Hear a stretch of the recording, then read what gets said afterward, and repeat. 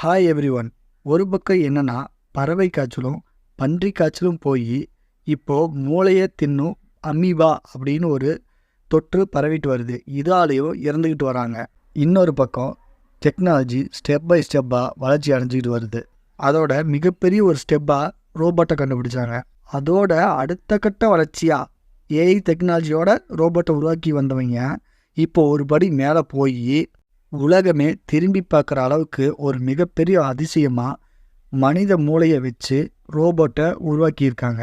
இதெல்லாம் அதிசயம்னு சொல்கிறதா, இல்லை ஆபத்துன்னு சொல்கிறதா, இல்லை அதிர்ச்சின்னு சொல்கிறதா, இல்லை அற்புதம் தான் சொல்கிறதா, என்னத்தை தான் சொல்ல. மனித மூளையோட ரோபோட்டு டெக்னாலஜி வளர வளர இந்த உலகத்தோட முடிவும் நெருங்கிக்கிட்டே வருது. இது என்னோட தாட். உங்களோட தாட் என்னன்னு கமெண்டில் சொல்லுங்கள். இந்த ரெண்டு விஷயத்தை பற்றின ஒரு டீட்டெயில் எக்ஸ்ப்ளனேஷன் தான் இந்த வீடியோ. டீட்டெயில் எக்ஸ்ப்ளனேஷன்னா அரை மணி நேரத்துக்கு மேலே ஆயிரும்னு நினைக்க வேண்டாம். அதிகபட்சமாக ஒரு 5 to 7 நிமிஷத்தில் முடிச்சிடலாம். டீட்டெயிலாக கேளுங்க, உங்களுக்கு யூஸ்ஃபுல்லாக இருக்கும் கண்டிப்பாக. வெயிட் ஒரே ஒரு நிமிஷம்.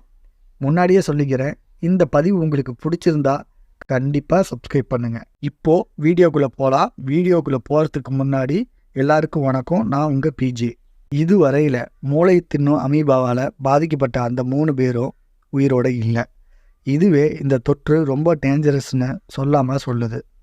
ஏரி, ஆறு, சரியாக மெயின்டைன் பண்ணாத ஸ்விம்மிங் பூலு, இந்த மாதிரியான இடங்கள், அப்புறம் அதிக நாள் அதிக வெப்பநிலையில் இருக்கிற நீர்நிலைகள், இதெல்லாம் மாதிரியான இடங்களில் தான் அமீபா வளரும், வாழும். இது எப்படி நம்மளை அட்டாக் பண்ணுன்னா, மேலே சொன்ன மாதிரி இந்த மாதிரி இடங்களில் மூழ்கி குளிக்கும்போது ஒரு சிலருக்கு மூக்கு வழியாக மூளைக்கு போய் மூளையோட திசுக்களை அழிச்சிடும். இந்த பாதிப்பு ஏற்பட்ட 97% பேர் உயிரிழந்திருக்காங்க. இதோட பாதிப்பு 15 நாள் கழித்து தான் தெரியும். அப்புறம் முக்கியமான ஒரு விஷயம், இது ஒரு போனஸ் தான். தொற்று நோய் கிடையாது. இது ஒருத்தர்கிட்ட இருந்து டைரெக்டாக இன்னொருத்தர்கிட்ட பரவாது. அது வரைக்கும் நம்மளுக்கு சந்தோஷம். இன்னொன்று என்னென்னா, நன்னீர் மூலமாக மட்டுமே இது நம்மளை பர்டிகுலராக அட்டாக் பண்ணும். இந்தியா, ஆப்பிரிக்கா போன்ற வெப்ப மண்டல பகுதிகளில் தான் அதிகமாக வளரும். ரேர் டிசீஸுங்கிறனால ஈஸியாக ஃபைண்ட் அவுட் பண்ணுறதுங்கிறது ஒரு சேலஞ்சு தான். இந்த தொற்று பாதிக்கப்பட்ட நபர் இறந்த பின்னாடி தான் இந்த தொற்றுதால் தான் பாதிக்கப்பட்டிருக்காரு அப்படின்னு ஃபைண்ட் அவுட் பண்ண முடியுமா?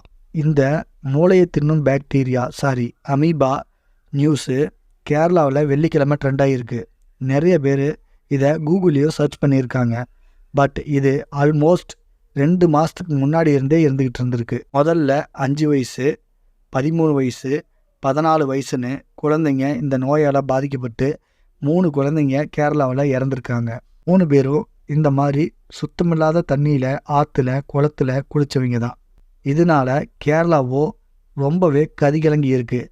தமிழ்நாடு அரசோ முன்னெச்சரிக்கை நடவடிக்கை மேற்கொள்ள சில வழிகாட்டுதல்களையும் அறிவுறுத்தல்களையும் ரிலீஸ் பண்ணியிருக்காங்க. சேஃபாக இருப்போம். 2வது பெரிய ட்ரெண்டிங்கான நியூஸ். நான் ஏற்கனவே சொன்ன மாதிரி டெக்னாலஜி வேகமாக வளருது. அப்படி வேகமாக வளர வளர புது புது கண்டுபிடிப்புகளும் ஆபத்துகளும் வந்துக்கிட்டு தான் இருக்குது. இந்த மாதிரியான ரோபோக்களை யார் உருவாக்குவா? சீன ரிசர்ச்சர்ஸ் ஹியூமன் பிரெயினோட இருக்கிற மாதிரி ஒரு ரோபோவை உருவாக்கியிருக்காங்க. மனித உருவத்தில் ரோபோன்னு சொன்னப்பவே எப்பட்றா இது சாத்தியம்னு நினச்சோம். ஒரு சிலர் வாய்ப்பே இல்லை ராஜான்னு கூட சொன்னாங்க. பட் இன்னைக்கு எல்லா இடத்துலையும் ஒரு அசிஸ்டண்ட்டாக ஒர்க் பண்ணுற அளவுக்கு தகுதியை கொடுத்துருக்காங்க. என்னதான் இருந்தாலும் இது ஒரு புது ரூட்டு தான். அறிவியல் உலகத்தில் இது மிகப்பெரிய சாதனையும் கூட. பட் இருந்தாலும் இது எங்கே கொண்டு போய் விடப்போகுதுன்னு தெரியல.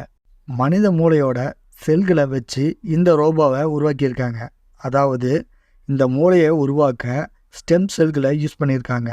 இந்த செல்கள் சிப்புடன் டைரெக்டாக கனெக்ட் பண்ணியிருக்காங்க.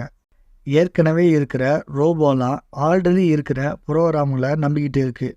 பட் இப்போ கண்டுபிடிச்சிருக்கிற இந்த ரோபோவோ தன்னுடைய மூளையை யூஸ் பண்ணி புது புது விஷயங்களை கற்றுக்குமா. இது டெக்னாலஜியோட அடுத்த கட்டம்தானாலும் ஹியூமன் பிரெயின் செல்லுக்கு ஈக்குவலாக லேர்னிங் ஸ்பீடும் அப்புறம் உள்ளுணர்வு திறன்களுக்கு ஈடு ஆகுமா அப்படின்னு கேட்டால் ஆகாது.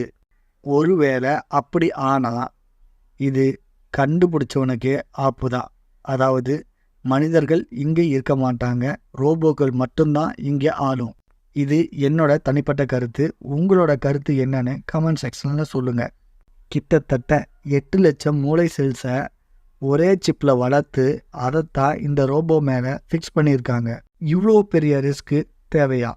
சப்போஸ் ஹியூமன் பிரெயினை யூஸ் பண்ணுறனால ஹியூமனை விட ஒரு படி மேலே போய் பிரெயின் பவர் வந்துச்சுன்னா என்ன ஆகும்? ஒரு சில யூகங்களுக்கு பதில் சொல்லவே முடியாது. ஒரு பக்கம் என்னன்னா, அமீபாவால் மூளையில் தாக்கப்பட்டு இறந்து போகிறாங்க. இன்னொரு பக்கம் அதே மூளையை வச்சு வளர்ச்சி அடைகிறாங்க. எது எப்படி இருந்தாலும் இந்த உலகம் எல்லாத்தையும் கடந்து போய்கிட்டு தான் இருக்குது. நன்றி.